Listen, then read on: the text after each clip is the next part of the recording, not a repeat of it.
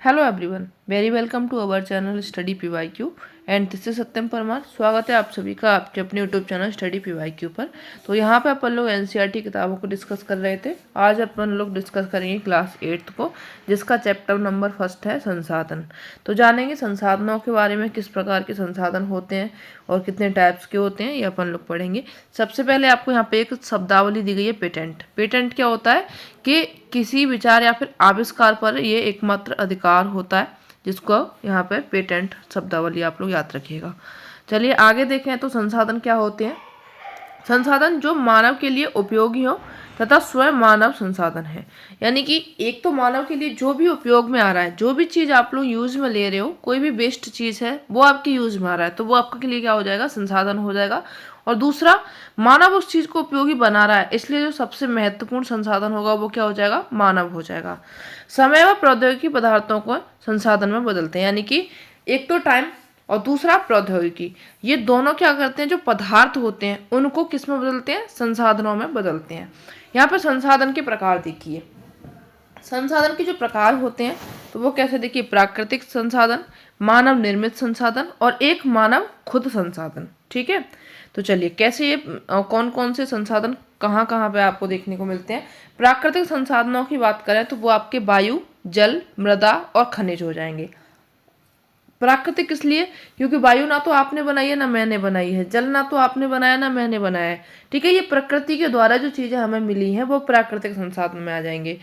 और जो वर्गीकरण है, इनको वर्गीकरण देखा जाए तो विकास के उपयोग के आधार पर वास्तविक, जैसे कि रूल प्रदेश हो जाएगा, और संभाव्य, यानी कि जहाँ पर संभावना है कि यहाँ पे आपको खनिज मिल सकता है, तो जैसे आपका यूरेनियम लद्दाख में है, इसकी संभावना है। ठीक है, उत्पत्ति के आधार पर भी दो प्रकार के होते हैं, एक होता है अजैव, दूसरा होता है जैव।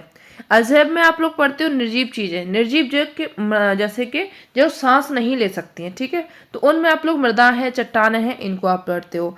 और जैव जो कि जीवित होते हैं, जैसे पेड़ पौधे, जीव जंतु जो कि श्वास लेते हैं।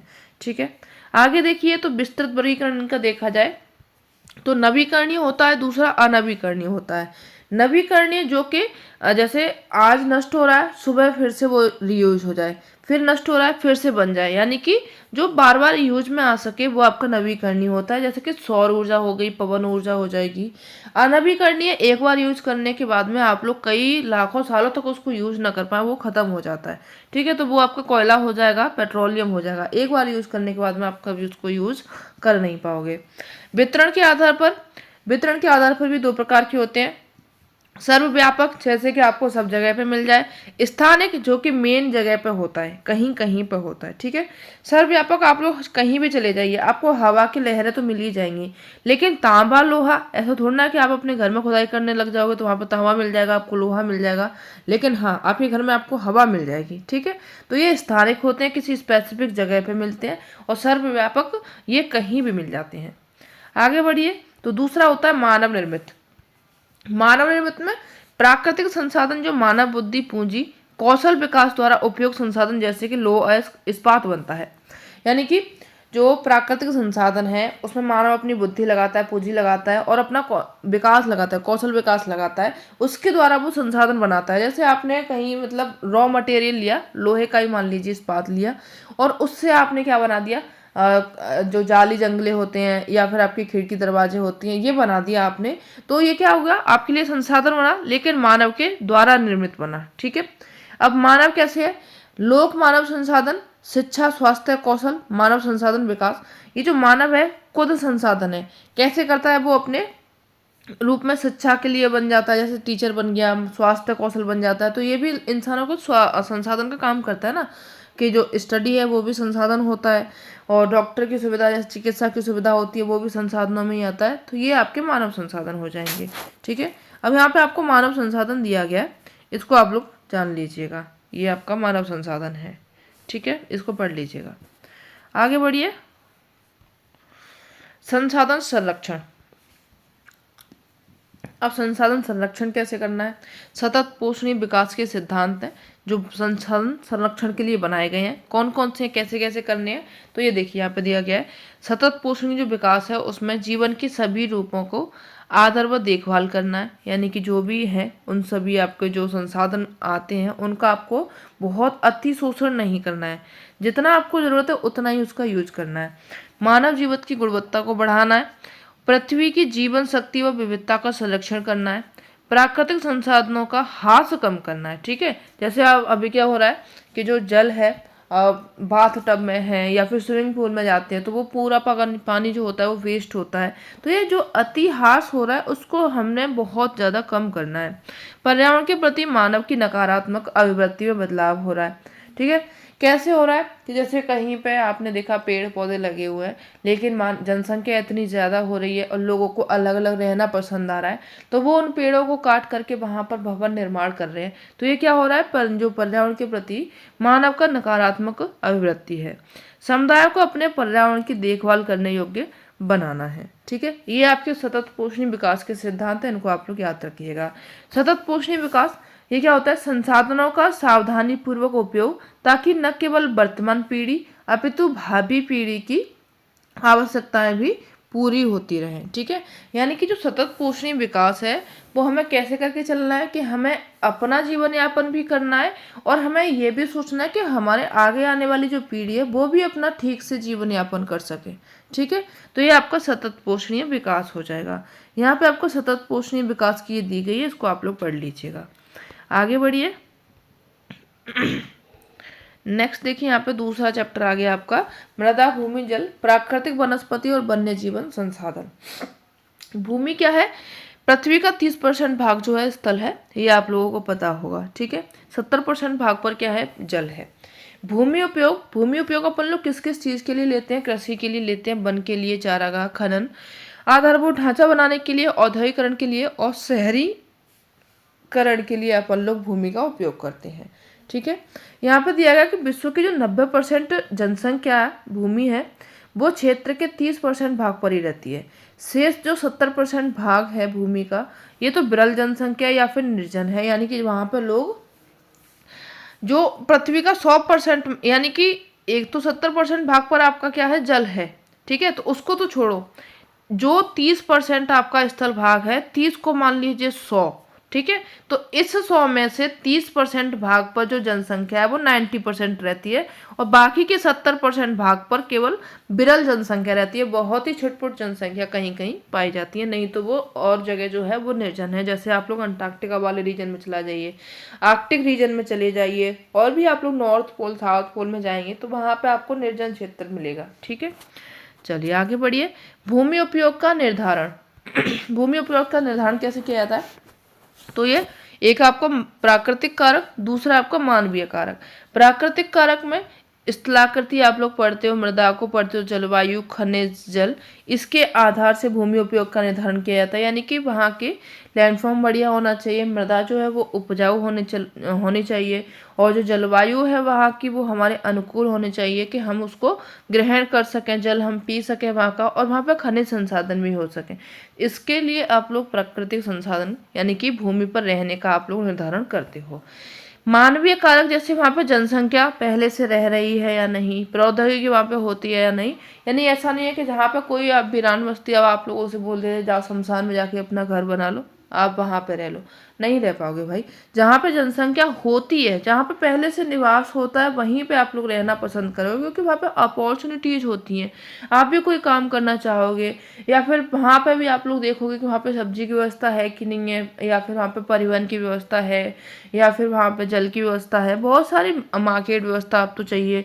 तो बहुत सारी व्यवस्थाएं जो जनसंख्या से ही पैदा होती हैं। तो मानवीय कारक भी वहाँ पे आप लोग देखते हो, उसी के आधार पर आप लोग भूमि का उपयोग निर्धारण करते हो। साझा संपत्ति, ये सामुदायिक भूमि होती है। ठीक है, यानी कि जैसे मंदिर हो गया, मस्जिद हो गया, यह सामुदायिक भूमि होती है। वर्तमान में भूमि उपयोग प्रतिरूप व्यापक परिवर्तन से प्राकृतिक आपदाओं की बारंबारता बढ़ी है, उपयुक्त उदाहरणों के साथ में समझाइए। तो यह एक क्वेश्चन पूछा गया था। ठीक है, चलो आगे बढ़िए।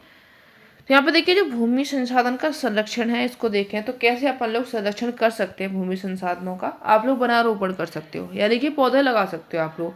अतिचारण जो होता है उस पर आप लोग रोक लगा सकते हो, ठीक है। रासायनिक उर्वरकों की बजाय आप लोग जैविक कृषि करें तो आपकी जो उपजाऊ भूमि जो होती है वो बच जाएगी। वेटलैंड का संरक्षण किया जाए, जो आपके वेटलैंड्स होते हैं उनका आप लोग संरक्षण करें। शहरी कंक्रीट जंगल की बजाय प्राकृतिक परतंत्र बनाएं, ठीक है। वर्टिकल आवास बनाएं, भूमि का दक्ष उपयोग करें और मृदा का संरक्षण करें। केवल 1 सेंटीमीटर मृदा बनाने के लिए सैकड़ों वर्ष लग जाते हैं, ठीक है। और यहाँ पे एक दिया गया क्वेश्चन कि आप कहाँ तक सहमत हैं कि मानवीय कारक होते हैं दृश्य भूमि के बदलाव के कारण भारतीय मानसून में परिवर्तन हो रहा है। ये क्वेश्चन इसी चैप्टर से पूछा गया है। चलिए आगे बढ़िए। अब यहाँ पे भूस्खलन आया। पश्चिमी घाट की तुलना में भूस्खलन की घटनाओं के प्राय होते रहने के कारण बताने हैं। तो चलिए अब भूस्खलन को पढ़ते हैं, तो आपका ये क्वेश्चन भी सॉल्व हो जाएगा। भूस्खलन जो होता है सैल, मलबा व ढाल के सहारे मिट्टी के बृहद संचलन को कहते हैं। आपने देखा नहीं होगा, जैसे आप अपने उत्तराखंड साइड की न्यूज़ सुनी होगी कि वहाँ पे इतने मकान दब गए। तो वो कैसे दब जाते हैं? क्योंकि भाई लैंडस्लाइडिंग इतनी फास्ट होता है कि वो लोग वहाँ से निकल ही नहीं पाते हैं, ठीक है। तो ये क्या होता है, जब मलबा या ढाल के सहारे जो मिट्टी होती है उसका बहुत जल्दी वहाँ से संचलन हो जाता है, वो मिट्टी गिर जाती है, बहुत बड़ा का बड़ा टीला गिरता है, तो वो आपका क्या होता है, भूस्खलन होता है। कारण इसका क्या होता है कि किस कारण से भूस्खलन होता है? तो भूकंप है, ज्वालामुखी आ जाता है, ग्लेशियर टूट जाते हैं, बाढ़ बढ़ जाती है, या फिर बादल जो फट जाते हैं, ग्लोव की घटना हो जाती है, इसके कारण क्या होते हैं, भूस्खलन आ जाता है। केस स्टडी हुई थी उत्तराखंड और पश्चिमी घाट की। अब उपाय क्या है इनके भूस्खलन के? तो जो भूस्खलन संभावित क्षेत्रों की पहचान पर मैपिंग करनी चाहिए। प्राकृतिक जो परतंत्र होते हैं उनका संरक्षण यानी कि वही वनारोपण करना चाहिए, ठीक है। खनन कार्यों पर नियंत्रण करना चाहिए। जो खनन कार्य होते हैं उसके कारण जो मिट्टी होती है वो पोली हो जाती है, और पोली होने के कारण क्या होती है, वो लैंडस्लाइडिंग की जो घटना होती है वो बहुत ज़्यादा बढ़ जाती है। ग्लोव का पूर्वाकलन करना चाहिए आपको, यानी कि ग्लोव की घटना होने वाली है इसका अपन लोगों को पूर्वाकलन करना चाहिए। और ग्लेशियरों का रियल टाइम निगरानी करनी चाहिए, यानी कि ग्लेशियर पिघल रहे हैं तो वो ऐसा नहीं एकदम से मेल्ट हो जाएंगे, धीरे धीरे मेल्ट होते हैं। तो इसका अपन लोगों को पता, जो वहाँ के हैं उन लोगों को पता रहना चाहिए कि हाँ ये ग्लेशियर पिघल रहे हैं, तो हमको जो लोग वहाँ पर निवास कर रहे हैं उनको वहाँ से हटा देंगे। प्रतिधारी दीवारों का निर्माण करना चाहिए, और जो भूस्खलन क्षेत्रों में मानव बसाव पर प्रतिबंध लगाना चाहिए। विकास कार्यों से पूर्व पर्यावरण प्रभाव में आकलन किया जाना चाहिए। आगे बढ़िए। तो मृदा क्या होती है? पृथ्वी के पृष्ठ पर दानेदार कणों के आवरण की पतली जो परत होती है उसको आप लोग मृदा कहते हो। वैसे तो आप सभी लोग जानते होंगे, मृदा से परिचित होंगे। अब यहाँ पे मृदा दी गई है, इसको देखो क्या क्या होता है यहाँ पे। जलवायु, तापमान, वर्षा, अपक्षय, ह्यूमस निर्माण की दर से ये प्रभावित करते हैं। समय मृदा परिच्छेदिका की जो मोटाई होती है उसको निश्चित करता है, यानी कितना समय पुरानी मृदा है, ये जो मृदा की मोटाई होती है उस पर निर्भर होता है। वनस्पति मंडल या फिर जो वनस्पति जात, प्राणी जात, सूक्ष्म जीव ह्यूमस निर्माण की दर को प्रभावित करते हैं, यानी कि वहाँ पर किस तरीके की वनस्पति है, कौन कौन से वहाँ पर प्राणी जात रहे हैं, छोटे छोटे जो जीव होते हैं वो बताते हैं कि यहाँ पर किस तरीके के ह्यूम्स होंगे, ठीक है। उच्चावच, तुंगता और ढाल मृदा का संचय को निर्धारित करते हैं, यानी कि जो मृदा का संचलन होता है वो वहाँ का उच्चावच कैसा है, मृदा के संचय को भी ये निर्धारित करते हैं। जनक सेल, रंग, गठन, रासायनिक गुणधर्म, खनिज, मात्रा और ये क्या होती है, पारंगता, इनको निर्धारित करती है, ठीक है। मृदा की पारंगता को कौन कौन से वहाँ के सेल हैं, रंग है, उनका गठन है, रासायनिक गुणधर्म है, खनिज की मात्रा है, ये मृदा की क्वालिटी को बढ़ाती है। यहाँ पर दिया गया जनक चट्टानें अब 6 चट्टानी पदार्थ हो जाएंगे। ये आपको चट्टानों के पार्ट दिए गए हैं, ठीक है। और यहाँ पे आपको देखने को मिलेंगे लेयर बाय लेयर, आप याद रखना है। बालू, गाद, क्ले के साथ में उपमृदा देखने को मिलेगी, और ऊपर जो आपका मृदा का ऊपरी पार्ट होता है वो आपके ह्यूमस वनस्पति के साथ में ऊपरी मृदा हो जाएगी। आगे बढ़िए। तो आगे आपका आएगा मृदा का निम्नीकरण। मृदा का निम्नीकरण कैसे होता है? तो यानी कि मृदा हटती कैसे है? वनोन्मूलन किया जाए, वर्षा का दोहन किया जाए, अतिचारण किया जाए, भूस्खलन में बाढ़ आ जाए, रासायनिक उर्वरक हों उसमें, तो जिसके कारण मृदा का निम्नीकरण होता है। यहाँ पे आप पूछा गया है कि जो क्या आप जानते हो कि जो केवल 1 सेंटीमीटर मृदा को बनने में सैकड़ों वर्ष लग जाते हैं। अभी अपन लोगों ने पढ़ लिया था। अपचय क्या होता है ये आप लोग जानते होंगे कि तापमान परिवर्तन, तुषार क्रिया, पौधा, प्राणी और मनुष्य के द्वारा अनावृत सेलों का टूटना और वहीं पर क्षय होना अपचय कहलाता है। मृदा संरक्षण कैसे करेंगे तो ये देखिए, मल्च बना सकते हो आप लोग, ठीक है। बेद का फार्म बना सकते हो पहाड़ी क्षेत्रों में। समोच्च रेखीय जुताई कर सकते हो। यहाँ पे देखिए आपको ये बेद का फार्म देख रहे हैं। सीढ़ीदार खेती जो की जाती है उनको आप लोग बेद का फार्म बोलते हो। समोच्च रेखीय जुताई की जा सकती है। ये आपको देखिए लाइन बाई लाइन दिखाई दे रही होगी। रक्षक मेखलाएं बना सकते हो। तटीय एवं जो सूक्ष्म क्षेत्र होते हैं वहाँ पे वृक्षों की श्रृंखला, जैसे ढलान वाला जो क्षेत्र होता है वहाँ पे आप लोग पेड़ लगा सकते हो, तो इनको आप लोग क्या बोलते हो, रक्षक मेखलाएं बोलते हो। समोच्च रेखीय रोधिकाएं बना सकते हो, यानी कि बांध टाइप के बना सकते हो। चट्टानी बांध तथा भिन्न भिन्न फसलें एकांतर कतारों में लगा सकते हो। उसके कारण भी जो मृदा स्लाइडिंग होता है, जो लैंड स्लाइडिंग होता है वो बच सकता है, ठीक है। आगे बढ़िए। जल देखें तो जल क्या होता है, नवीकरणीय प्राकृतिक संसाधन है जो कि भूपृष्ठ पर 3/4 भाग पर है। ये जल की उपलब्धता की समस्या है। पीने योग्य अलावड़ीय जल की जो उपलब्धता है वो कितनी है, 1% है। अलावड़ीय जल कितना है, 1% से भी कम है। शहरीकरण और औद्योगिकरण के कारण नदियां व झीलें क्या हो गई हैं, प्रदूषित हो गई हैं। और शहरी आर्द्र भूमियों को कंक्रीट के जल होते हैं उसमें बदल दिया गया है। और जल का दुरुपयोग अभी बहुत ज़्यादा किया जा रहा है। जल का संरक्षण अपन लोग कैसे कर सकते हैं, अशुद्ध जल को शुद्ध करने के उपाय कर सकते हैं, जैसे फिल्टर वगैरह अपन लोग यूज करते हैं। उद्योगों के द्वारा शुद्ध जल में औद्योगिक जो बहिस्राव होता है उस पर प्रतिबंध लगा सकते हैं। आर्द्र भूमियों का संरक्षण कर सकते हैं। नदियों के प्राकृतिक प्रवाह का संरक्षण कर सकते हैं। जैविक कृषि सूक्ष्म सिंचाई का आप लोग कर सकते हो, यानी कि जैविक कृषि करो, सूक्ष्म सिंचाई करो। जो आपके खेत होते हैं उसमें बहुत ज़्यादा अति सिंचाई मत करो, जितना ज़रूरत है पौधों को उतनी करो। इसके लिए आप लोग मल्च बना करके सिंचाई कर सकते हो। तो मल्च से क्या होता है, जब आप मल्च बना करके सिंचाई करते हो तो पानी जो है बहुत ही कम यूज होता है और जो आपकी मिट्टी जो होती है खेत की वो नमी बनी रहती है उसमें। वर्षा जल का आप लोग संरक्षण कर सकते हो, ठीक है। आगे बढ़िए। प्राकृतिक वनस्पति व वन्य जीव। चलिए, ब्रह्मकमल ये एक औषधीय बूटी है। एस्टेरसी कुल इसका ये नाम है, आप लोग याद रखेंगे। क्षेत्र कहाँ पे पाई जाती है तो ये फूलों की घाटी, पिंडारी ग्लेशियर, केदारनाथ उत्तराखंड में पाई जाती है। और ये केवल रात में खिलता है, तो इस फूल को आप लोग याद रखिएगा। सीटेट के माध्यम से आप लोगों के लिए इम्पोर्टेंट हो जाएगा। क्या आप जानते हैं कि जो भारतीय उपमहाद्वीप है उसमें जिन पशुओं का उपचार डिक्लोफेनिक, एस्प्रिन अथवा इबुप्रोफेन जैसे पीड़ानाशी से किया जाता था, उनके अपमार्जन ठप्रांत गिद्ध किडनी खराब होने से मर रहे हैं। यानी कि उससे क्या हो रहा है, जो गिद्ध हैं वो मर रहे हैं। और पशुओं पर ये जो औषधि है इनके उपयोग करने पर प्रतिबंध लगाने के प्रयास किए जा रहे हैं तथा आरक्षित स्थान पर गिद्ध के प्रजनन के प्रयास किए जा रहे हैं, ठीक है। तो इनको आप लोग याद रखिएगा।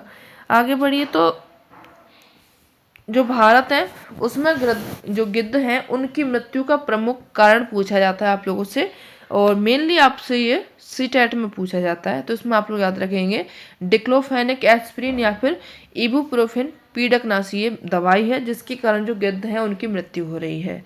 ब्लैक बक, कृष्ण मृग और काला हिरण ये आपको देखने को मिलेंगे राजस्थान, गुजरात, पंजाब, एमपी और महाराष्ट्र में, ठीक है।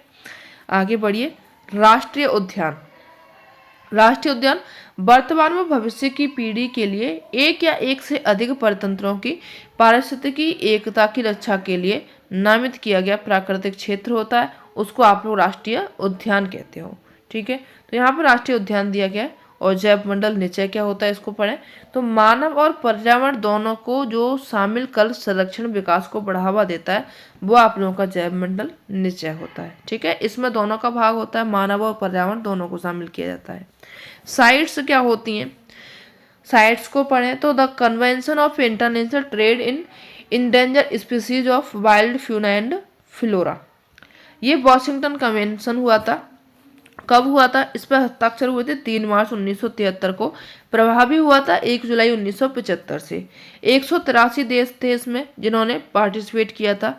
सरकारों के मध्य अंतर्राष्ट्रीय समझौता ये रहा था और उद्देश्य क्या था इसका?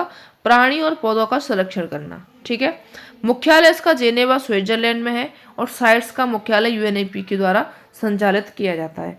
ये आप लोग याद रखिएगा, इनसे यहाँ से क्वेश्चन आपका हर एग्जाम में पूछा जाता है। आगे बढ़िए, तो तीसरा चैप्टर है खनिज व शक्ति संसाधन। खनिज दो प्रकार के होते हैं, धात्विक खनिज, अधात्विक खनिज। धात्विक में आपके दो प्रकार के होते हैं, लौह खनिज और अलोह खनिज। खनिज क्या होता है? प्राकृतिक रूप से निश्चित रासायनिक संगठन होता है। सेल खनिजों का समूहन होता है। और अयस्क सेल जिनसे खनिज का खनन किया जाता है। अयस्क किसको बोला जाता है? जहाँ से अपन लोग खनन करते हैं। चलो अब धात्विक खनिज पढ़ें। तो धात्विक खनिज क्या होता है? कठोर होते हैं ये, इनमें चमक होती है, विद्युत होती है और ऊष्मा के सुचालक होते हैं। ठीक है। उदाहरण के लिए आप लोग याद रख सकते हो लोह अयस्क को, मैग्नीज को, बॉक्साइट को।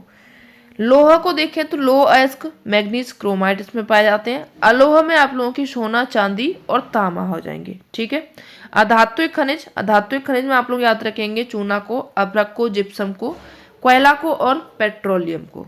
तो यहाँ पे एक और दिया गया, क्या आप जानते हो? सेल खनिज अवयव इनके अनिश्चित संगठन वाले एक या एक से अधिक खनिजों का एक समूहन है। सेल के बारे में बात कर रहा है ये। और सेल जिनसे खनिजों का खनन किया जाता है उन्हें अयस्क कहते हैं। यह भी अपन लोगों ने पढ़ ही लिया था। चलिए आगे बढ़िए। खनिजों का निष्कर्षण। खनिजों का निष्कर्षण खनन, प्रभेदन और आखनन 3 तरीके से किया जाता है। अब खनन, प्रभेदन और आखनन में अंतर क्या है, इनको आप लोग जानेंगे। तो सेलों से जो खनिज निकलता है उसको आप लोग खनन बोलते हो, जिसमें आप लोग विवृत खनन और कूपकी खनन 2 को पढ़ते हो। विवृत जो खनन होता है आपका वो कम गहराई पर किया जाता है। पृष्ठ यानी कि स्तर को हटाना होता है, जो आपका एक पहली लेयर जो होती है मिट्टी की उसको हटाना होता है, वो आप लोगों का क्या हो जाएगा? विवृत खनन हो जाएगा। फिर आएगा आपका कूपकी खनन। कूपकी खनन में आप लोग गहन खनन करते हो, यानी कि बहुत अंदर तक जाते हो। फिर आता है प्रभेदन यानी कि ड्रिलिंग। इसमें आप लोग क्या करते हो? पेट्रोलियम व प्राकृतिक गैस जो गहन कूपों से निकाले जाते हैं, यानी कि ये भी आपकी बहुत ज्यादा आंतरिक खनन किया जाता है। आखनन, आखनन यानी कि सतह के निकट खनिजों को आसानी से खोदकर निकालना, वो आप लोगों का क्या हो जाता है? आखनन होता है। आगे बढ़िए। तो यहाँ पे देखिए, क्या आप जानते हैं कि स्विट्जरलैंड जो आपने एक देश सुना है, वहां पे कोई भी खनिज निक्षेप नहीं है। इसको आप लोग याद रखिएगा। आगे बढ़िए। चलिए, तो यहाँ पे आपको लोहे की ये खाने दी गई हैं। इनमें आपको शायद ज़्यादा क्लियर नहीं दिख रहा होगा, तो वो आपको दूसरा मैप मिल जाएगा, इसको छोड़ो। ठीक है। चलो खनिजों का वितरण देखें। आग्नेय सेल, कायांतर सेल, अवसादी सेल। आग्नेय सेल और कायांतर सेल दोनों कैसे होते हैं? धात्विक खनिज होते हैं। विशाल पठार में इनको देखने को मिलता है। कहाँ कहाँ पे आप लोगों को आग्नेय सेल और कायांतर सेल देखने को मिलेंगे, यानी कि धात्विक खनिज देखने को मिलेंगे? तो उत्तरी स्वीडन में आप लोग जाओगे तो वहाँ पे लोहा मिलेगा आपको। ऑन्टेरियो कनाडा में जाओगे तो वहाँ पे तांबा और निकेल मिलेगा। दक्षिण अफ्रीका में जाओगे तो निकेल, क्रोमाइट, लोहा और प्लेटिनम मिलेगा। अवसादी सेलों की बात करें तो अवसादी सेल जो है मानव और नवीन बलित पर्वत में ये आपको देखने को मिलेंगे। और ये अधात्विक खनिज यहाँ पे मिलेंगे, जिनमें आप लोग चूना पत्थर, और ये आपको मिलेंगे फ्रांस के काकेशस प्रदेश में, जॉर्जिया और यूक्रेन में आपको मिल जाएगा मैग्नीज। अल्जीरिया में आप लोगों को फॉस्फेट मिल जाएगा। ठीक है। अब आगे आए तो एशिया में देखा जाए, एशिया में जो है लोहा पाया जाएगा भारत व चीन में। टिन पाया जाएगा चीन, मलेशिया, इंडोनेशिया में। और चीन में पाया जाएगा आपका सीसा, एंटीमनी, टंगस्टन। ठीक है। फिर आएंगे आप लोग यूरोप की तरफ में। यूरोप में आपको देखने को मिलेगा लोह अयस्क रूस और यूक्रेन में, स्वीडन, जर्मनी, फ्रांस में। ठीक है।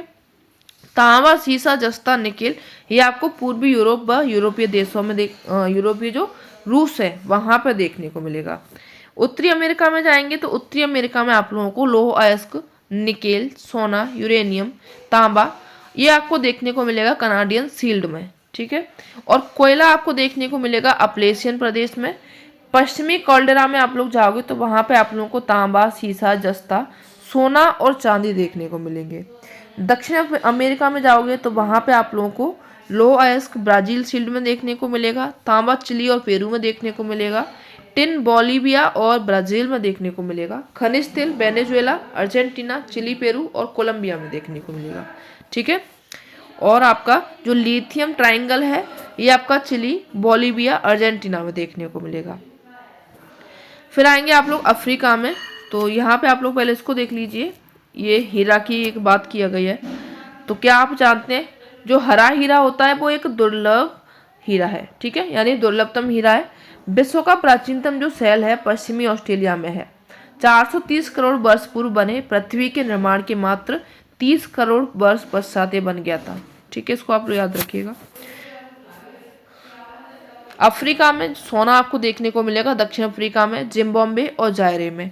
तेल आपको देखने को मिलेगा नाइजीरिया, लीबिया, अंगोला में। हीरा, सोना, प्लेटिनम ये आपको दक्षिण अफ्रीका में देखने को मिलेगा। शब्द की उत्पत्ति पढ़ लीजिए, पेट्रोलियम शब्द है, इसकी उत्पत्ति हुई थी लैटिन भाषा का शब्द है पेट्रा, सेल, ओलियम और तेल, इससे ये लिया गया है। सेल ओलियम का अर्थ क्या होता है? तेल होता है, और पेट्रोलियम का जो अर्थ होता है सेल तेल होता है। ठीक है। ऑस्ट्रेलिया में आपको बॉक्साइट का सबसे बड़ा उत्पादक देखने को मिलेगा, और अन्य यहाँ पे सोना, लोहा, अयस्क, कोयला, टिन, तांबा, मैग्नीज देखने को मिलेगा। पश्चिमी ऑस्ट्रेलिया में जाओगे तो आपको कालगुली और कूलगार्डी 2 सोने की खाने हैं जहाँ पे सोने के बड़े बड़े निक्षेप पाए जाते हैं।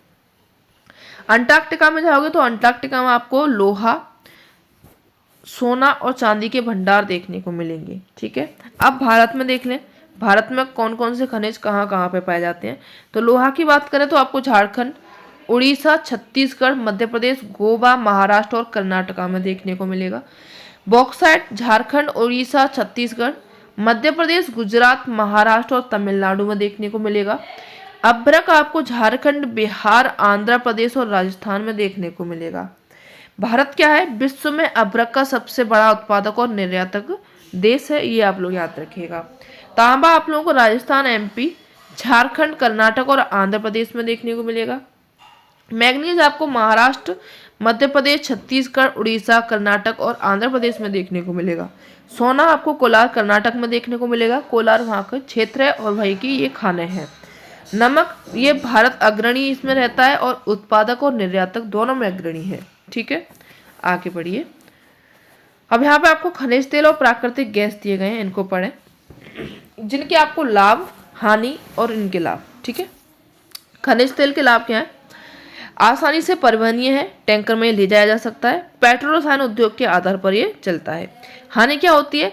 तेल अधिक प्लावन व गैस रिसाव के कारण ऑक्सीजन का अपक्षय होता है, निर्मुक्त प्रदूषक के कारण अम्ल वर्षा हो सकती है और नए ईंधन का अन्वेषण आसान नहीं होता है। और जो प्राकृतिक गैस होती है इसके लाभ क्या है? आसानी से परिवहनीय यानी कि पाइपलाइन के द्वारा इसको ले जाया जा सकता है, और तेल और कोयले से अधिक स्वच्छ होती है, तेल से ये सस्ता होता है। ऊर्जा के परंपरागत स्रोत देखें, ये भी ऊर्जा के परंपरागत स्रोत हैं और इनकी हानि ऊपर आपको दी गई है। चलिए, लाभ हानि दिए गए हैं, तो अब ईंधन को पढ़ेंगे, ईंधन के लाभ और उनकी हानि क्या है। तो ये सुप्राप्य है, यानी कि आसानी से प्राप्त हो जाता है और बहुसंख्यक लोगों तक ऊर्जा प्रदान करता है। हानि इसका क्या होता है? संग्रहण में अधिक समय उपयोग होता है, प्रदूषण बहुत ज़्यादा फैलाता है और हरित गृह प्रभाव में वृद्धि करता है, निर्वनीकरण करता है। कोयला के लाभ देखें तो विस्तृत रूप से ये उपलब्ध है और विद्युत रूपांतरण के लिए उपयुक्त है। हानि इसकी प्रदूषण का ये स्रोत होता है और परिवहन के लिए भारी होता है। जल विद्युत की देखें लाभ और हानि, तो ये प्रदूषण मुक्त होता है, सिंचाई और मत्स्य को बढ़ावा देता है और ये काफ़ी सस्ता होता है। हानि अगर इसकी देखी जाए जल विद्युत की, तो स्थानीय समुदाय का विस्थापन यहाँ पे होता है, निम्न क्षेत्रों का जल प्लावन हो जाता है और स्थापित करने में ये काफ़ी ज़्यादा खर्चीला होता है। ठीक है। अब पवन ऊर्जा देखें, पवन ऊर्जा के लाभ, ये प्रदूषण मुक्त होता है, एक बार स्थापित हो जाने पर विद्युत उत्पादन की कम लागत लगती है, सुरक्षित और साफ होता है। लेकिन हानि इसकी क्या होती है? ध्वनि प्रदूषण होता है। पवन चक्कियों को स्थापित करना एक महंगा काम होता है। रेडियो व दूरदर्शन के प्रसारण जो संकेतक होते हैं उनमें व्यवधान आ सकता है, पक्षियों के लिए हानिकारक होता है। सौर ऊर्जा का लाभ क्या होता है? असमाप्य होती है, प्रदूषण मुक्त होती है। हानि इसकी क्या होती है? खर्चीला होता है, स्रोत के विस्तृत होने से ये ऊर्जा बर्बाद करता है। ज्वारीय ऊर्जा, लाभ इसका होता है प्रदूषण मुक्त होता है, असमाप्य होता है। हानि इसकी वन्यजीव आवास का नष्ट होना और दोहन में कठिन होता है। अब ऊर्जा के गैर परंपरागत स्रोत। ऊर्जा के गैर परंपरागत स्रोत में आप लोग परमाणु ऊर्जा को पढ़ेंगे, इनके लाभ और हानि। तो लाभ इसका होता है बड़ी मात्रा में ऊर्जा उत्पादन करता है। हानि इसकी क्या होती है, जो रेडियो एक्टिव व्यर्थ होते हैं उनको उत्पन्न करता है, खर्चीला काफी ज्यादा होता है। बायोगैस कम लागत होती है, उपयोग में आसान होता है, जैव व्यर्थ करने का जो उपयोग होता है बायोगैस उत्पादन करता है। ठीक है। हानि इसकी हरित गृह प्रभाव का कारण होता है। भूतापीय ऊर्जा, लाभ इसका होता है स्वच्छ पर्यावरण हितैषी एवं हर समय उपलब्ध होता है। हानि इसकी होती है शहर से बहुत दूर अव्यवस्थित होने के कारण विद्युत वाहन बहुत ज़्यादा खर्चीला होता है। ठीक है। तो ये आप लोगों ने ऊर्जा के परंपरागत और गैर परंपरागत स्रोत को पढ़ लिया। अब ऊर्जा संसाधन यहाँ पे देखिए शॉर्ट में दिया गया है। जीवाश्म ईंधन, कोयला, पेट्रोलियम, प्राकृतिक गैस, ये परंपरागत ऊर्जा के स्रोत होते हैं। कोयला जो है तापीय ऊर्जा इसको बोला जाता है। क्षेत्र आपको देखने को मिलेगा चीन में, यूएसए में, जर्मनी में, रूस में, दक्षिण अफ्रीका में और फ्रांस में।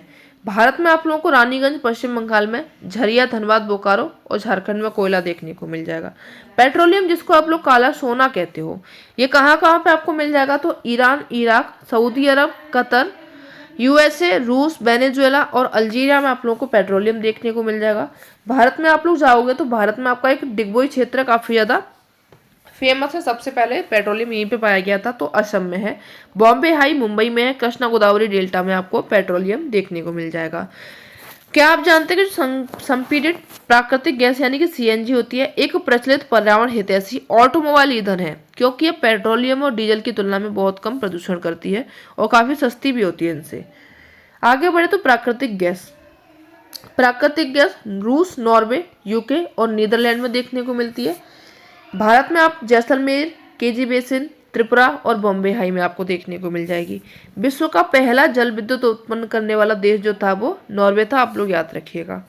जल विद्युत पराग्वे, नॉर्वे और ब्राजील चीन में है।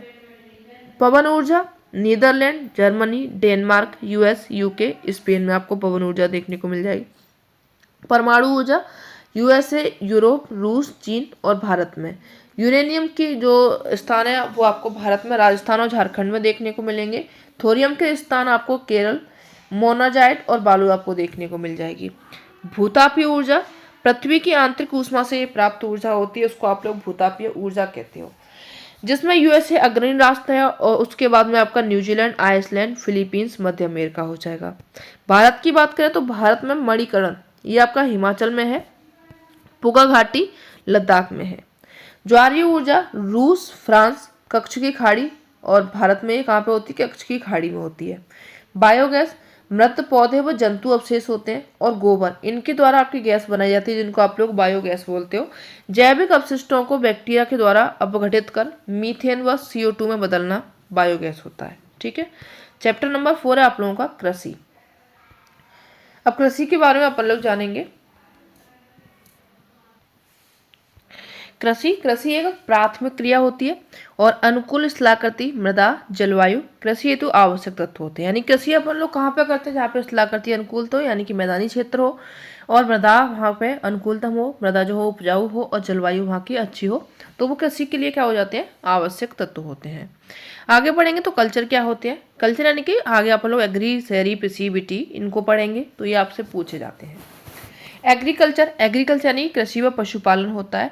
सेरिकल्चर रेशम कीट पालन होता है। पिसीकल्चर मत्स्य पालन होता है। विटीकल्चर अंगूरों की खेती यानी कि द्राक्ष कृषि इनको बोलते हैं, द्राक्षा कृषि इनको बोलते हैं। और हॉर्टिकल्चर उद्यान यानी कि फल और सब्जियां यहाँ पे की जाती हैं। एपीकल्चर जहाँ पे मधुमक्खी का पालन किया जाता है। यहाँ से आप लोगों से एक क्वेश्चन पूछा जाता है, तो इसको आप लोग याद रखिएगा। आगे बढ़ेंगे तो जो कृषि है उसमें कैसे काम किया जाता है, तो निवेश, प्रक्रम और निर्गत, यानी कि इनपुट कितना करेंगे, प्रोसेस कैसे किया जाता है और आउटपुट अपन लोगों को क्या मिलता है। फसल है, जुताई, बुवाई, छिड़काव यहाँ पे किया जाता है। अब जैसे निवेश अपन लोग किस तरीके से करते हैं, मशीनरी का प्रयोग करते हैं जब कृषि करते हैं, बीज खाद का उपयोग करते हैं, मानव श्रम इसमें लगता है, जल लगता है, और उसके बाद में मृदा की जांच की जाती है। अब प्रक्रम इसमें क्या क्या किया अपन लोगों ने, प्रोसेस क्या किया, जुताई की, बुवाई की, छिड़काव किया। निर्गत यानी कि आउटपुट अपन लोग को क्या मिला कि उससे अपनी फसल उत्पन्न हो गई, तो ये कृषि पद्धति होती है। अब यहाँ पे देखिए मानवीय निवेश, निवेश और भौतिक निवेश क्या होता है। निवेश जो होता है दो प्रकार का होता है, मानवीय निवेश और भौतिक निवेश। मानवीय निवेश में आपका भंडारण हो जाएगा, श्रम हो जाएगा, मशीनरी और रसायन हो जाएगा। और आपका भौतिक निवेश जिसमें आप लोगों का सूर्य प्रकाश, वर्षा, तापमान, मृदा और ढाल, ये आपके कैसे हो जाएंगे, भौतिक निवेश हो जाएंगे। अब यहाँ पर जैविक कृषि की बात करी जा रही है, तो जैविक कृषि को देख लें। जैविक कृषि इस प्रकार की कृषि में रासायनिक खाद्यों के स्थान पर जैविक खाद और प्राकृतिक पीड़कनाशी इनका उपयोग किया जाता है। फसलों का उत्पादन बढ़ाने के लिए कोई आनुवांशिक रूपांतरण नहीं किया जाता है। ठीक है, आजकल जैसे आप लोगों ने देखा होगा कि सुबह लौकी जो है इतनी बड़ी है और शाम को उसमें इंजेक्शन लगाया, लौकी इतनी बड़ी हो गई और सुबह वो मंडी पहुंच गई। तो इस तरीके का जो जैविक कृषि होती है वो नहीं किया जाता है। कृषि के प्रकार देखें तो आपकी निर्वाह कृषि और वाणिज्यिक कृषि दो प्रकार की होती है। निर्वाह कृषि में आप लोग याद रखेंगे जो आवश्यकता एवं भरण पोषण किया जाता है, यानी कि आप लोगों की जितनी आवश्यकता है उतना आप लोग कृषि करते हो, आपका भरण पोषण आसानी से हो जाता है। निम्न उत्पादकता यहाँ पर की जाती है और निम्न स्तरीय प्रौद्योगिकी व मशीनीकरण का यहाँ पर प्रयोग किया जाता है। तो वही अपन लोग देखें वाणिज्यिक कृषि को, तो वाणिज्यिक कृषि जो होती है बाजार में विक्रय हेतु की जाती है, यानी अपन लोगों को मंडी करनी है, कृषि और पशुपालन दोनों का। उच्च उत्पादकता होती है और उच्च स्तरीय यहाँ पे एससीटी मशीनीकरण का उपयोग किया जाता है। निवेश यहाँ पे बहुत ज़्यादा किया जाता है। गहन कृषि कौन सी होती है, जोत का यहाँ पे आकार जो होता है वो छोटा होता है। श्रम प्रधान कृषि होती है, यानी कि यहाँ पे श्रम बहुत ज़्यादा होता है। गहन कृषि कैसे, जहाँ पे जनसंख्या बहुत ज़्यादा होती है और जो कृषि का जो क्षेत्र होता है बहुत छोटा होता है, तो उसमें जो श्रम कैसा होता है, मानव के द्वारा किया जाता है। बहुफसली व्यवस्था होती है, यानी कि एक ही जगह पे अपन लोग को गेहूं करना है, सरसों करना है, चना करना है और यहाँ पे अपन लोग को सब्जी भी उगाना है, तो वो छोटे छोटे क्षेत्र में अपन लोग को ये करना होता है। मुख्य फसल यहाँ पे होती है गेहूँ, मक्का। और क्षेत्र में आप लोग याद रखें कि जो गहन कृषि है वो कहाँ पे की जाती है, तो दक्षिण में दक्षिण पूर्व एशिया, सघन जनसंख्या वाले जो मानसूनी प्रदेश होते हैं वहाँ पे आप लोगों की गहन निर्वाह कृषि की जाती है। आगे बढ़े तो आगे आप लोगों की आदिम निर्वाह कृषि। आदिम निर्वाह कृषि कौन सी होती है, तो ये स्थानांतरी व चलवासी पशुचारण होता है, यानी कि एक जगह पे अपन लोगों ने 2 से 3 साल यहाँ पे खेती कर ली, फिर 3-4 साल बाद अपन लोगों ने यहाँ पे चले गए, फिर यहाँ पे खेती करने लगे क्योंकि ये वाली जो जमीन थी वो परती हो जाएगी। तो इस तरीके की जो खेती होती है उसको आप लोग स्थानांतरी कृषि कहते हो या फिर आदिम निर्वाह कृषि बोलते हो। जो आदिम निर्वाह कृषि या फिर स्थानांतरित कृषि होती है, वनों को काटकर जलाकर कृषि की जाती है। राख जो होता है मृदा की उर्वरता को बढ़ाता है। मुख्य फसल यहाँ की मक्का, रतालू, आलू, कशावा, कर्तन व दयन कृषि को अन्य नामों से जाना जाता है। भूमि की उर्वरता समाप्ति पर दूसरी जगह पर कृषि की जाती है। क्षेत्र आप लोग याद रखें कहाँ पर यह कृषि की जाती है, तो अमेजन बेसिन, उष्णकटिबंधीय अफ्रीका, दक्षिण पूर्व एशिया, उत्तर पूर्व भारत में। झूमिंग कृषि भी इसको बोला जाता है भारत में। अब अन्य अन्य जगह पर अन्य अन्य देशों में इसको अलग अलग नामों से जाना जाता है। जैसे झूमिंग इसको उत्तर भारत में कहा जाता है, मिल्पा इसको मैक्सिको में कहा जाता है, रोका ब्राजील में कहा जाता है, लदांग इसको मलेशिया में कहा जाता है। चलवासी पशुचारण सहारा के जो अर्ध शुष्क व शुष्क प्रदेश है, मध्य एशिया, राजस्थान व जम्मू एंड कश्मीर है भारत का, वहाँ पे आप लोगों का चलवासी पशुचारण किया जाता है। चारे व पानी की तलाश में एक स्थान से दूसरे स्थान पर ये लोग जाते रहते हैं, तो ये कौन सी हो जाएंगी, चलवासी पशुचारण हो जाएंगे। ठीक है, अब वाणिज्यिक अनाज कृषि देखें, तो वाणिज्यिक अनाज कृषि में आप लोग गेहूं और मक्का की फसल करते हो। उत्तरी अमेरिका, यूरोप और एशिया के जो शीतोष्ण घास क्षेत्र है वहाँ पे बहुत ज़्यादा ये वाली कृषि की जाती है। अत्यधिक ठंड वर्धन काल के जो बाधिन होते हैं ये क्या करती है, जब बहुत ज़्यादा ठंड पड़ती है तो उस टाइम में ये जो कृषि होती है उसमें बाधा डलती है और इस कारण ये कैसी है, एक फसल होती है, एक ही साल की एक फसल होती है ये।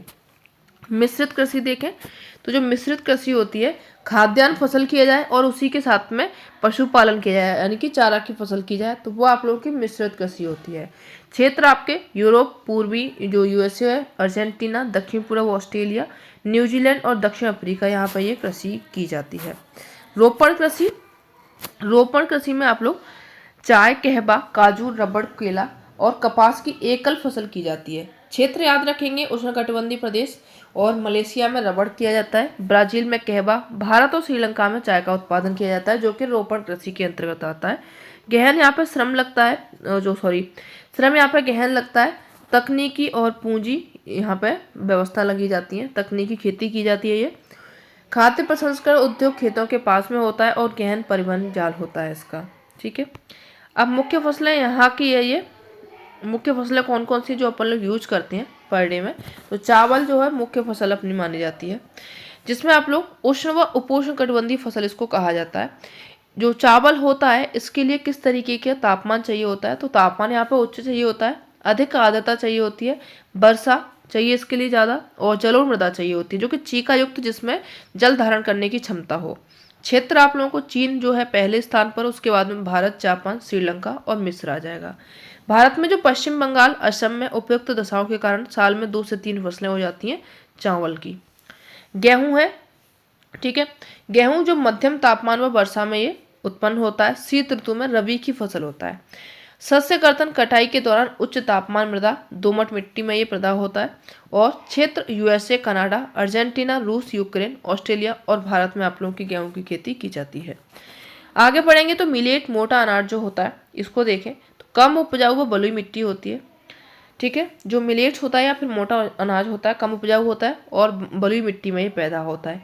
कम वर्षा इसको चाहिए होती है, उच्च से मध्यम तापमान चाहिए होता है। फसलों में आप लोग याद रखेंगे ज्वार, बाजरा और रागी को। क्षेत्र यहाँ पे आप लोग देखेंगे तो नाइजीरिया, चीन, नाइजर, पश्चिमी क्षेत्र यहाँ पे जो कि बाजरा के लिए काफ़ी ज़्यादा फेमस है। दक्षिण भारत का जो वृष्टि छाया क्षेत्र है वहाँ पर रागी उत्पन्न की जाती है। आगे बढ़ेंगे, यहाँ पे देखिए दिया गया कि आप जानते हैं जो मक्का है उसको कॉर्न के नाम से भी जाना जाता है, जो विश्व में इसकी विभिन्न रंग बिरंगी प्रजातियां पाई जाती है, ठीक है। आगे बढ़िए, मक्का के माध्यम से देखें तो मक्का जो है मध्यम तापमान इसके लिए चाहिए होता है, वर्षा और अधिक धूप चाहिए होती है। ये उपजाऊ इसके लिए मृदा चाहिए होती है, अपवाहित मृदा चाहिए होती है, और क्षेत्र में आप लोग याद रखेंगे उत्तर अमेरिका, ब्राजील, चीन, रूस, कनाडा, भारत और मैक्सिको। फिर अन्य फसल आएगी आप लोगों की कपास। कपास के लिए उच्च तापमान चाहिए होता है, हल्की वर्षा चाहिए होती है। 200 सेंटीमीटर इसको यानी कि 200 से 250 दिन इसको पाला रहित चाहिए होता है। दिन में तेज चमकीली धूप चाहिए होती है, और काली व जलोढ़ मृदा यहाँ पर चाहिए उपजाऊ, ठीक है। काली और जलोढ़ मृदा जो होती है वो कपास के लिए ज़्यादा सुइटेबल होती है। क्षेत्र में आप लोग याद रखेंगे चीन, यूएसए, भारत, पाक और जो आपका ब्राज़ील, मिस्र क्षेत्र है। आगे बढ़ें तो पटसन। पटसन जो है जिसको सुनहरा रेशा कहा जाता है, इसके लिए जलोढ़ मृदा उपजाऊ होती है, उच्च तापमान चाहिए होता है, भारी वर्षा चाहिए होती है, जलवायु इसकी आर्द्र होती है, उष्णकटिबंधीय फसल है। क्षेत्र भारत और बांग्लादेश में ये काफ़ी ज़्यादा पैदा होता है। आगे बढ़िए तो कॉफ़ी पढ़ेंगे। कॉफ़ी गर्म और आर्द्र जलवायु में पैदा होती है, स्वप्रवाहित दोमट मृदा इसके लिए चाहिए होती है, पर्वतीय ढाल पर पैदा की जाती है। ब्राजील जो कि अग्रणी राष्ट्र है इसका कॉफ़ी का, और कोलंबिया भारत में पैदा की जाती है। रोचक तथ्य में अपन लोग देखें तो जो कॉफ़ी है, कॉफ़ी के पौधे की खोज किसने की थी, तो आप लोगों से कभी कभार पूछ लिया जाता है। तो कॉफ़ी की खोज के विषय में विभिन्न कहानियाँ प्रचलित हैं। लगभग 850 ईस्वी में काल्दी नाम का एक अरबवासी था, बकरी चराने गया था। अपनी बकरियों की अनोखी उछल कूद और हरकतों को देखकर परेशान था। एक दिन उसने भी सदाहरित जो पौधे थे उनकी फलियों को चक्कर देखा, और जिन्हें उनकी बकरियां प्रतिदिन खाया करती थीं। उसने आनंद के भाव का अनुभव करने के बाद अपनी खोज के विषय में संसार को बताया कि ये भाई कॉफ़ी का पौधा है, तुम भी पियो, ठीक है। आगे बढ़िए, चाय। तो जो बागान होते हैं उसमें ठंडी जलवायु, वर्ष सम वितरित उच्च वर्षा यहाँ पे होती है। यानी कि जो चाय होती है वो कहाँ पे होती है, बागानों में होती है। जलवायु इसको ठंडी चाहिए होती है, और वर्ष सम वितरित उच्च वर्षा इसको चाहिए होती है। ढाल यहाँ पे मंद चाहिए होता है, और सुअपवाहित दोमट मृदा इसमें चाहिए होती है। गहन श्रम प्रदान खेती होती है, और क्षेत्र भारत, श्रीलंका, चीन में कृषि की जाती है। कृषि का विकास केस अध्ययन जो किया था भारत और किसान में, और यूएसए के किसान में, ठीक है। आगे बढ़िए, चलिए यहाँ पे आपको दिखाया गया कि निर्वाह कृषि कहाँ पे की जाती है, स्थानांतरी, जलवासी। तो वो आप लोगों ने उनके क्षेत्र के नाम पढ़ लिए तो आप आसानी से समझ जाओगे। आगे बढ़िए, ये क्वेश्चन है, इनको आप लोग सॉल्व करने की कोशिश कीजिएगा। आगे बढ़िए, चलो question number next, sorry question नहीं, चैप्टर नंबर नेक्स्ट 5वां चैप्टर आप लोगों का उद्योग। उद्योग के बारे में देखें तो जो उद्योग आता है अपन लोग का, तो ये आपका द्वितीय क्रियाकलाप में आता है, ठीक है। जो कृषि था वो प्राथमिक था, उसके बाद में द्वितीय कौन सा हो जाएगा, उद्योग हो जाएगा। उद्योग का संबंध जो होता है आर्थिक गतिविधि से होता है, जो कि वस्तुओं के उत्पादन, खनिजों के निष्कर्षण अथवा सेवाओं की व्यवस्था से संबंधित है। उद्योगों का वर्गीकरण कच्चे माल, आकार और स्वामित्व के आधार पर किया जाता है। तो चलिए इनको देखें। कच्चे माल के आधार पर कृषि आधारित उद्योग हो जाएगा, खनिज आधारित उद्योग हो जाएगा, समुद्री उत्पाद आधारित हो जाएगा और वन आधारित। आकार के आधार पर निवेश रोजगार उत्पादन, तो जिसमें लघु आकार के उद्योग और बृहद आकार के उद्योग हो जाएंगे। स्वामित्व के आधार पर सार्वजनिक यानी कि राज्य स्वामित्व होता है, निजी क्षेत्र ठीक है, निजी क्षेत्र वाला जो अपना उद्योग होता है यानी कि हम अपना पर्टिकुलर है हमारे क्षेत्र में। संयुक्त क्षेत्र उद्योग हो जाएगा। सहकारी क्षेत्र, जैसे आप लोग का अमूल है, सुधा डेयरी है, सहकारी उपक्रम है, ये सहकारी में हो जाएंगे। ठीक है, चलिए आगे बढ़िए। तो जो यहाँ पे उद्योग दिखाया गया है उसके लिए क्या क्या चाहिए होता है, अवस्थिति संबंधी कारक यहाँ पे बताए गए हैं। जैसे आपने इंडस्ट्री लगाई, इसमें सबसे पहले आप लोगों को पूंजी लगानी पड़ेगी, श्रम लगाना पड़ेगा और कच्चा माल तो चाहिए ही चाहिए, विद्युत चाहिए, उसके लिए भूमि चाहिए, परिवहन चाहिए, संचार चाहिए और उसके लिए बाजार की व्यवस्था आपको चाहिए जहाँ पे आप लोग मंडी कर सको, और आपको जल की व्यवस्था यहाँ पर चाहिए। ठीक है, तो ये सब आपको चाहिए, तब आपकी इंडस्ट्री सफल हो पाएगी, नहीं तो नहीं हो पाएगी। आगे बढ़िए तो औद्योगिक तंत्र देखें, जिसमें आप लोग निवेश यानी कि वही जैसे आप लोगों ने कृषि का पढ़ा था उस तरीके से आपका ये औद्योगिक तंत्र चलेगा। प्रक्रम चलेगा, निर्गत चलेगा, यानी कि क्या आप लोग इनपुट लगाओगे, क्या आप उसका प्रोसेस करोगे, क्या आप उसका आउटपुट आप लोगों को क्या निकलेगा। तो निवेश में देखिए श्रम लगेगा, कच्चा माल लगेगा, भूमि लगेगी, जल लगेगा, परिवहन लगेगा, विद्युत लगेगा। प्रोसेस जब होगा उसका परिष्कृत माल बनेगा और जो आपको आउटपुट मिलेगा यानी कि अंतिम उत्पाद जो आपका फाइनल प्रोडक्ट बनके तैयार होगा तो वो आप लोगों का क्या होगा, आउटपुट निकलेगा। चलिए अब औद्योगिक प्रदेश देखें। औद्योगिक प्रदेश अनेक उद्योगों की अवस्थिति एक साथ। ठीक है, समूहन प्रभाव का लाभ, लागतों में कमी होती है, आधारभूत ढांचा, परिवहन जाल, बाजार, सस्ता श्रम, ये सब यहाँ पे आपको चाहिए होता है औद्योगिक प्रदेश के लिए। विश्व के प्रमुख औद्योगिक प्रदेश, जैसे आपका पूर्वोत्तर अमेरिका का है, पश्चिमी व मध्य यूरोप में है, पूर्वी यूरोप का क्षेत्र हो जाएगा और पूर्वी एशिया, ये आपके औद्योगिक प्रदेश हैं।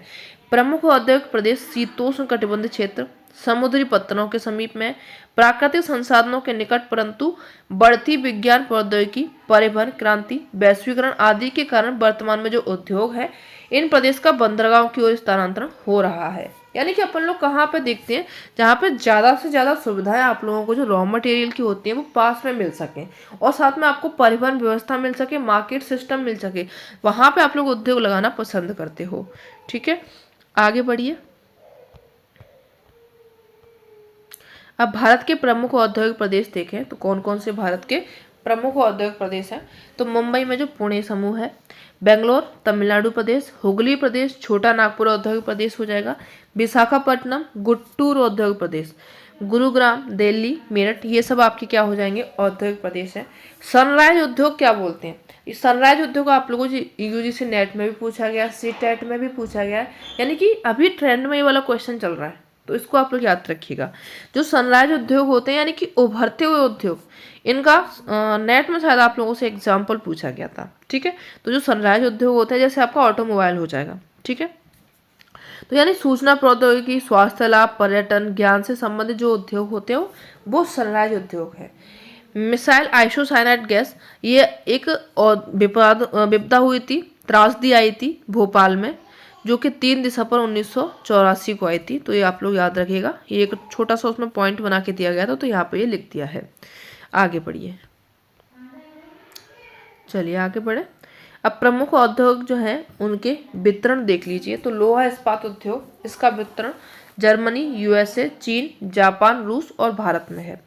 यह एक आधारभूत व पोषक उद्योग है क्योंकि इसके उत्पाद अन्य उद्योगों के लिए कच्चे माल के रूप में प्रयुक्त होते हैं। ठीक है, लोहा इस्पात की बात हो रही है यहाँ पे। अवस्थिति के कारक, यहाँ पे श्रम चाहिए होता है, पूंजी चाहिए, परिवहन, जल, कच्चा माल, लो अयस्क कोयला, चूना पत्थर और मांग और उनका बाजार। यानी कि ऐसा नहीं है कि जहाँ पे लोहा की मांग है नहीं है, अपन लोग ने वहाँ पे इंडस्ट्री लगा ली, अब बैठे आराम से, भाई कोई तो हमसे अपना ऑर्डर लगाए, कहीं से तो हमारा सामान जाए। तो भाई मांग होनी चाहिए, मांग के आधार पर वहाँ पे बाजार होना चाहिए, तो ये भी जरूरी है। ऐसा नहीं आपने इंडस्ट्री लगा ली, फाइनल प्रोडक्ट आपका बन के तैयार हो गया तो आप फ्री हो गए, मांग भी तो होनी चाहिए। चलिए आगे बढ़िए। भारत के जो प्रमुख लोहा इस्पात उत्पादन केंद्र हैं इनको देखेंगे। तो भिलाई, दुर्गापुर, जमशेदपुर, राउरकेला, भद्रावती, विशाखापत्तनम, सलेम जो कि तमिलनाडु में है। ठीक है।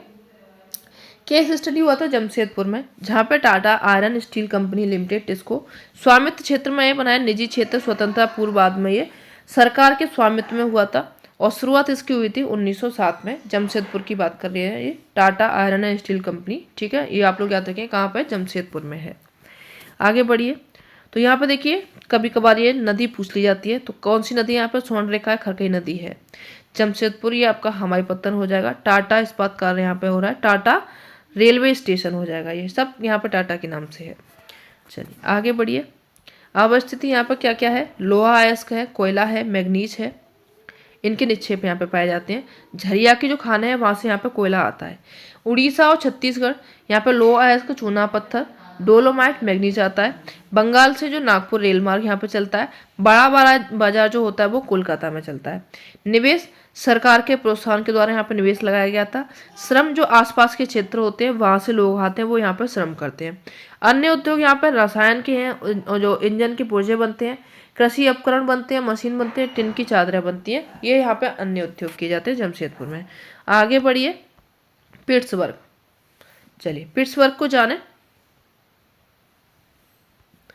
तो जो पिट्सबर्ग है ये महत्वपूर्ण इस्पात नगर है, कोयला अवस्थिति केंद्र, यानी कि यहाँ पे कोयला है। लो अयस्क मिनासेटा से मिलता है। नौ परिवहन ग्रेट लेक्स जलमार्ग से आता है। और आपका ओहियो, मोनोग्रहेला और अल्घनी ये नदियां हैं जहाँ से आपका क्या चलता है, परिवहन चलता है। क्या आप जानते हैं जो ग्रेट लेक्स है इसके नाम सुपीरियर ह्यूरन, ऑन्टेरियो, मिशिगन और इरी है। इन 5 झीलों में से सुपीरियर झील सबसे बड़ी है, जो कि अन्य की तुलना में उच्च ऊर्ध्व प्रवाह पर स्थित है। ठीक है, जो ग्रेट लेक्स है उनके अन्य नामों पर, अन्य जगह पर अन्य नाम है, तो ये आप लोग याद रखेंगे। अब आगे आएगा आपका सूती वस्त्र उद्योग। सूती वस्त्र उद्योग में 18वीं सदी की जो औद्योगिक क्रांति हुई थी उससे पूर्व सूती वस्त्र उद्योग हस्तकताई पर निर्भर था और बाद में ये पॉवरलूम आदि के द्वारा निर्मित होने लगा। भारत में प्राचीन सूती वस्त्र उत्पादन केंद्र आप लोग याद रखेंगे, शहरों यहाँ पे वस्त्र मिलते हैं। जो ढाका है वहाँ पे मलमल के वस्त्र मिलते हैं। मसूलीपट्टनम में छींटा मिलता है। कालीकट में केलिको मिलता है और बुरहानपुर, सूरत, बड़ोदरा में सुनहरी जरी वाले वस्त्र मिलते हैं। आगे बढ़िए, भारत में जो प्रथम वस्त्र उद्योग है कब बना, 1818 ईस्वी में फोर्ट गैलेस्टर कोलकाता में बना था और कुछ समय बाद ये बंद हो गया था। 1854 का टाइम आया तो प्रथम सफल यंत्रीकृत वस्त्र उद्योग लगा, कहाँ पे, मुंबई में बना। प्रारंभ में जो ये उद्योग था महाराष्ट्र व गुजरात में विकसित था, क्योंकि आर्द्र जलवायु थी, तटीय बंदरगाह था, अवस्थिति थी, यानी कि तटीय बंदरगाह के पास में था ये, और कच्चा माल मिल जाता था, सस्ता श्रम यहाँ पे मिल जाता था, निवेश इसका अच्छा हो जाता था।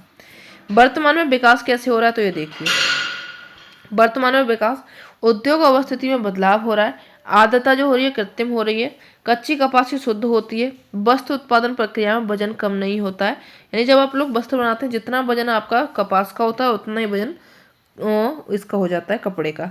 इसलिए देश के जो विभिन्न भाग हैं वहाँ पे सूती वस्त्र केंद्र बन चुके हैं, जैसे आपका कोयम्बटूर है, कानपुर है, चेन्नई, मुंबई, कोलकाता, लुधियाना, पानीपत, इन क्षेत्रों में आप लोगों को क्या बन चुके हैं, अभी आज के टाइम में सूती वस्त्र के केंद्र बन चुके हैं।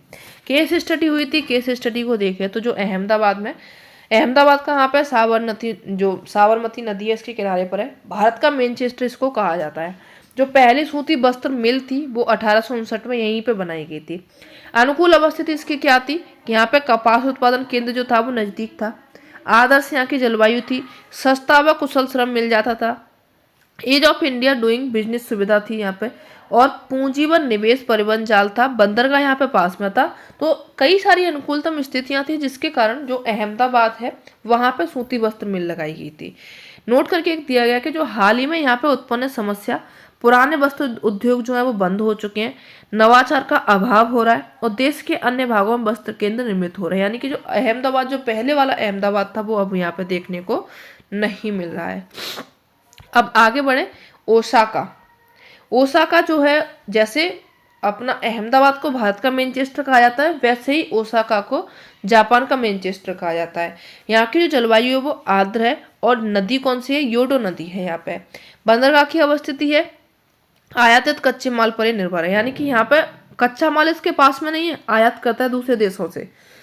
कहाँ कहाँ से निर्भर करता है ये, मिस्र से, भारत से, चीन से, और ये क्या लेता है वहाँ से, कपास लेता है।